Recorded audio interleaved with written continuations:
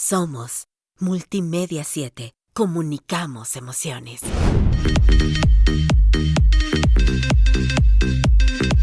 ¿Cómo están, amigos de Multimedia 7? El día de hoy vamos a hablar con nuestra abogada María del Carmen Muñoz Barroso de uno de los temas que nos han solicitado, que es herencia. ¿Qué pasa con la herencia? ¿Qué pasa con un testamento? ¿Qué es lo que se tiene que hacer?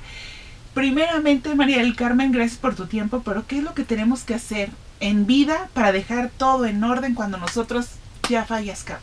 Ya morimos. ¿Y qué hay que hacer? Al fallecer. Bueno, primero hay que pensar que el testamento no es porque yo me quiera morir, ni que los demás, si alguien me aconseja a mí que yo haga un testamento, lo único que está aconsejándome es no dejes problemas.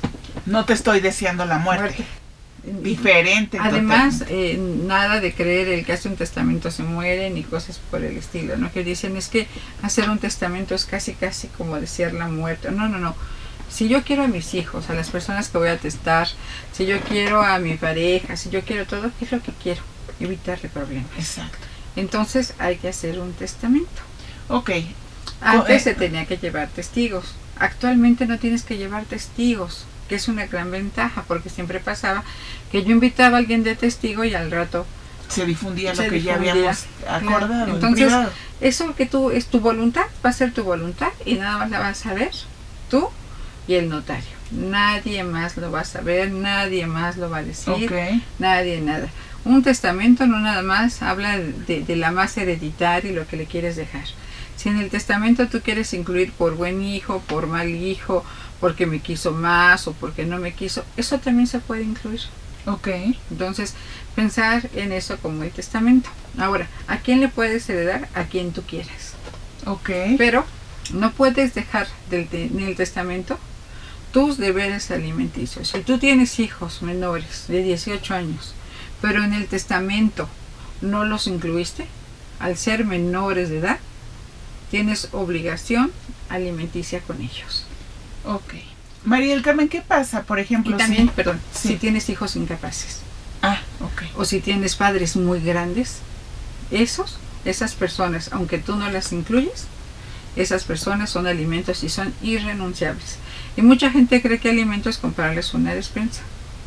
Alimentos es casa, comida, sustento, escuela, medicinas, todos son alimentos. La palabra alimentos incluye todo, no nada más darle de comer. Ok.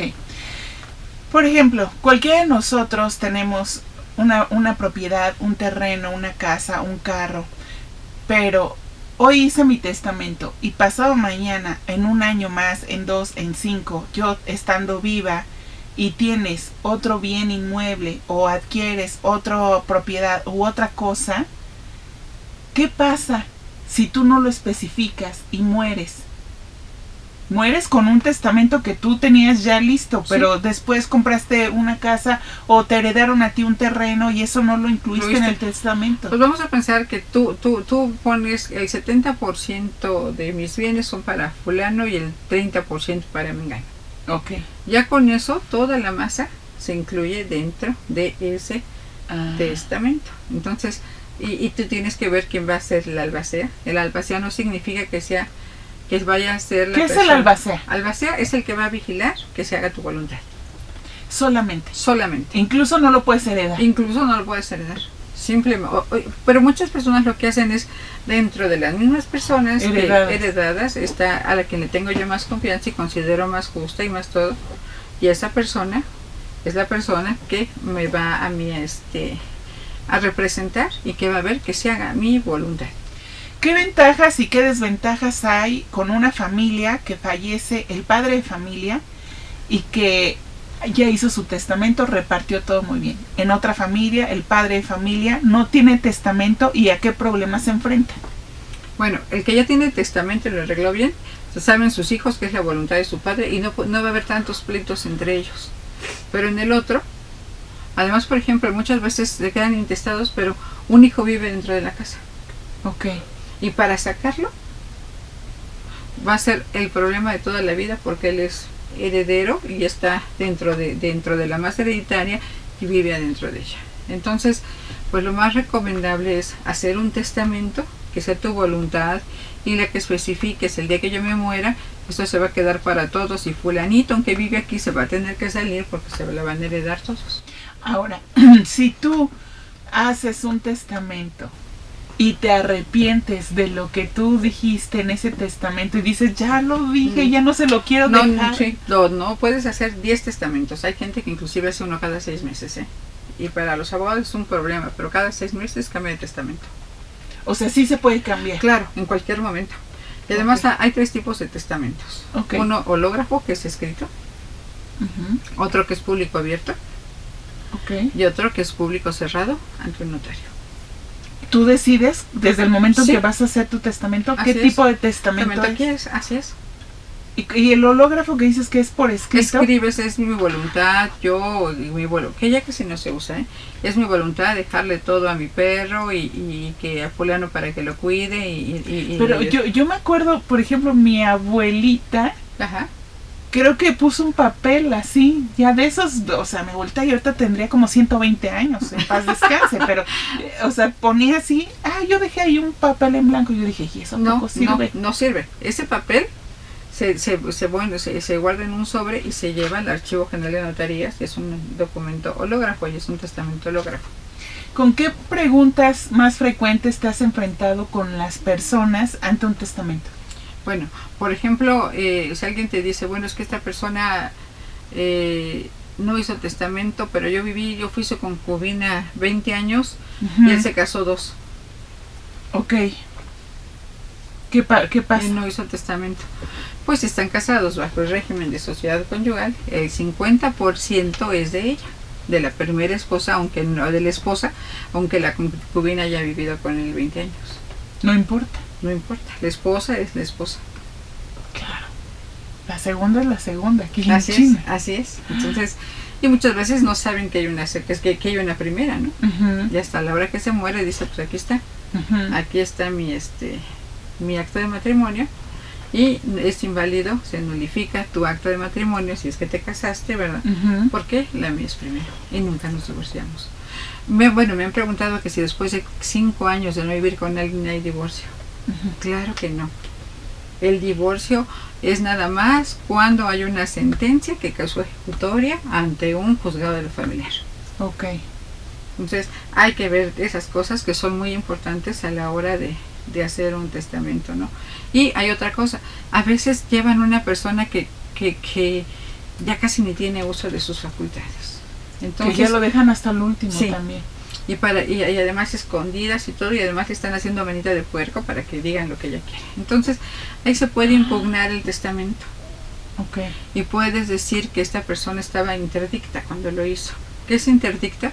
Que no tiene, que no se puede, que no tiene la capacidad para ejercer sus derechos. Okay. Porque puede ser enferma, puede ser muy grande, puede estar loca, muchísimas cosas, puede ser que estaba borracha, puede ser muchas cosas. Okay. Ahora, el notario que dice, yo veo a la persona y si veo que la persona está bien, yo presumo que la persona está bien. Pero una cosa es que yo lo presuma y que tenga yo la certeza. Yo soy una persona de buena fe y soy un fedatario y esta persona viene. Okay. Pero desgraciadamente, como en todas partes, hay personas que no se ve que están mal. Las enfermedades mentales no se ven a simple vista. Claro, tienes razón. No está bien de sus facultades mentales. Y tienes que avalar eso también. Sí. Y les preguntan, ¿usted se llama fulano de tal? Sí. ¿Tiene tantos años? Sí. ¿Usted tiene tales cosas? Sí. Y todo, ¿no? Y le dices, ahora que te lleve, dices que sí. Que me vas a dejar toda tu casa. Todo, sí. Porque yo soy muy bueno y los demás eran malos. Es verdad. Es verdad. ¿Y ya? Sí se puede impugnar, es muy difícil, pero aún en ese momento sí se puede impugnar un testamento. ¿Por qué? Pues porque la persona no estaba en pleno goce y disfrute de sus facultades. Porque, por ejemplo, vamos a pensar en el caso, y estaba yo pensando ahorita que hablábamos y que tanto se ha oído en estos tiempos de lo de Sarita.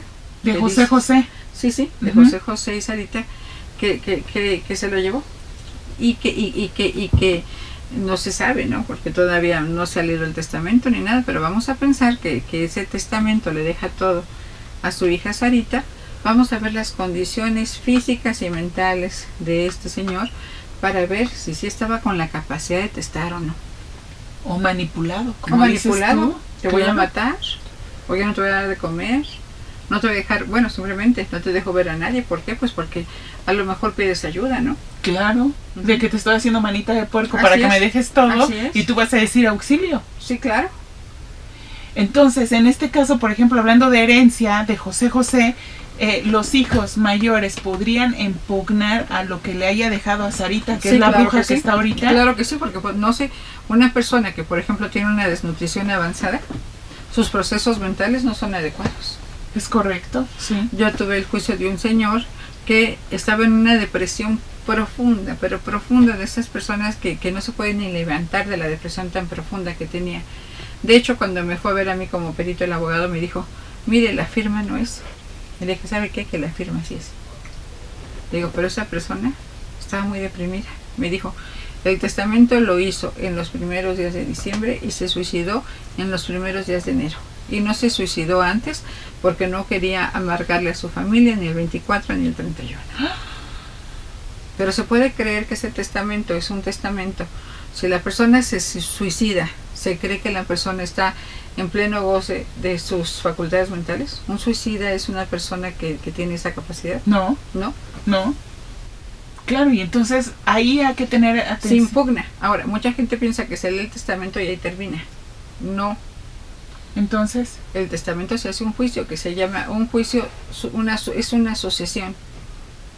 O sea, hay juicio testamentario cuando hay un testamento e intestado cuando no hay un testamento.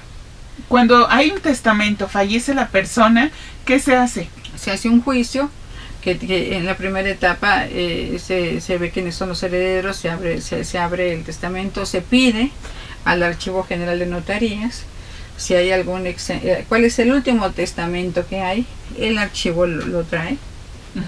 Y después de que el archivo lo trae y ve que está ahí el testamento, se lee y se cuenta cuál es la más hereditaria, cuánto le deja de porcentaje a cada uno, y comienzan los problemas, que hay juicios que tienen 30 años. ¿Por qué? Pues porque se muere uno, y luego que queda la sucesión y tampoco hizo testamento, y entonces así se van haciendo muchísimos problemas. Claro, porque puede morir el padre, lo deja al hijo y el hijo ya murió. Y entonces ¿a quién hereda? Claro, y tienen que hacer, los hijos tienen a su vez que hacer un juicio sucesorio por el papá, y luego un representante de esos hijos va a ser el representante de la sucesión. Y entonces, para evitar todos esos problemas, cuando hace uno el testamento tiene que decir mi hijo más el nieto más el bisnieto, ¿o cómo? Y en caso de, y en caso de, y en caso de, o en caso de. Pues entonces hay que pensarlo muy bien. Muy, muy, muy bien. Y además pensar, si estoy casado bajo el régimen de sociedad conyugal, le puedo dejar yo el 100% de mí, 50% a quien yo quiera, pero no el 100% de todo. Y hay otra figura que también es muy importante. Eso es importante, perdón que te interrumpa. O sea, si tú le dejas a un hijo, pero tu hijo está casado, ¿tú como padre se lo dejas solamente al hijo o ya le pertenece por default a la otra persona? No, a la nuera no le pertenece. A lo que yo me refiero es a la esposa. Yo hago mi testamento y le dejo el 100% y yo fui el que trabajé. Ok. Y yo trabajé y todos creen, y yo creo que va a ser únicamente para el 100%, yo lo voy a manejar. No, te corresponde el 50% porque el 50% es de tu esposa. Ay, este tema... Si estás casado bajo el régimen de sociedad conyugal. Este tema es para otro programa. El cómo debes de casarte, con qué cláusula señalarlo para evitar tantos problemas para un divorcio, chispar todo rápido. Bueno, y además, por ejemplo, hay cosas muy interesantes, ¿no? O sea, nadie sabe con quién se casa hasta quién se divorcia. Ay, eso es terrible, porque uno se casa con todo el amor, con toda la intención, y cuando hay el problema... O vamos a pensar, me caso con un hombre riquísimo. Es muy, muy, muy rico el hombre con el que yo me caso. Tiene muchísimas casas. Y él se muere. ¿Esas casas son mías? Si dejó testamento, sí, si no, ¿y si no? A los hijos. Sí, y si no, sí, pero se casó bajo sociedad conyugal conmigo. Las ganancias de esa casa sí me pertenecen. Pero si ella tiene casa, a la hora que él se muera, pues las casas no son mías ni nada. Únicamente son, si tenía casas en renta, pues la ganancia de esas casas en renta sí me puede a mí incluir. Pero lo demás... Las propiedades, ¿no? Ya no, porque fueron antes de la boda. Ah, ok. Lo que es compartido solamente cuando... Del momento que te casas hacia adelante. Y lo que hay atrás no te pertenece. Nada. Ay, muy interesante. No entra dentro de la sociedad conyugal. Hasta que nos casemos. Así es. Ay, qué interesante y qué abusados, porque al final es un contrato de matrimonio. Claro que sí. Y además ahora existe también. Antes era divorcio necesario y ni divorcio voluntario. Ahora, después se llamó express y ahora se llama divorcio encausado. No tengo que tener yo ninguna causa. Simplemente manifestar mi deseo de divorciarme. Y con eso es más que suficiente. suficiente. Y con eso. Después vendrá otra parte donde sea la disolución de la sociedad conyugal, si es que la hay. Y si no, es porque yo quiero y vámonos. Y si tengo hijos, ver con quién se quedan y cuánto tengo que darle, ¿no? ¿Te parece que eso lo veamos en otro tema por completo? Me encantará. Muchas gracias, Mari Carmen. Pues Gracias, se termina el tiempo de esta emisión. Sigan ustedes suscribiéndose a nuestro canal de YouTube, Multimedia 7. Gracias a la abogada María del Carmen Muñoz Barros. No, muchísimas gracias a ti por tenerme aquí. Eso, gracias. Hasta la próxima. Adiós. Multimedia 7. Comunicamos emociones, Multimedia 7.